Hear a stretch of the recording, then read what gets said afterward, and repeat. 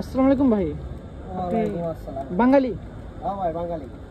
আপনি কি বাঙালি? জি ভাই। এখানে কাজ করেন? হ্যাঁ ভাই এখানে কাজ করি। আরে কই থেকে আইছেন ভাই? বাংলাদেশ কোথায়?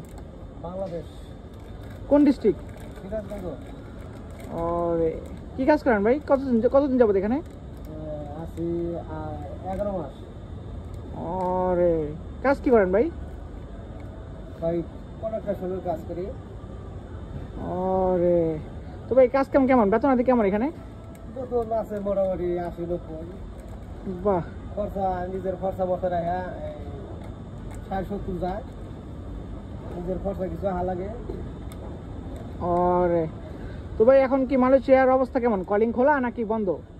মোটামুটি কলিং তো মোটামুটি বন্ধ। এখন মালয়েশিয়ার কাম কাজ খুব কম।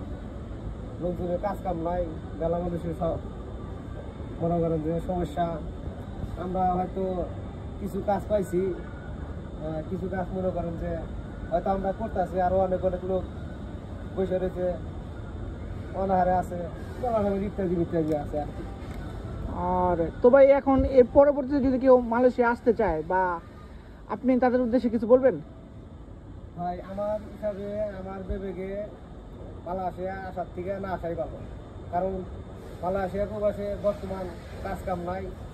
যে বর্তমান আসে সেই মনে করো যে এই দালালের কাজই মনে করো যে বাংলাদেশ থেকে লোক পার করা হালি তাদের টাকা কিছু ইনকাম হয়, কিন্তু মনে করো যে এসে কাজ পায় না, বসে থাকে হ্যান ত্যান ইত্যাদি।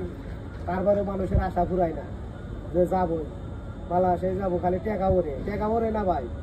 টাকা রোদের মধ্যে ঘাম জড়ান লাগে, না জড়ালি টাকা হয় না। কষ্ট করতে হবে, কষ্ট না করলে টাকা হবে না।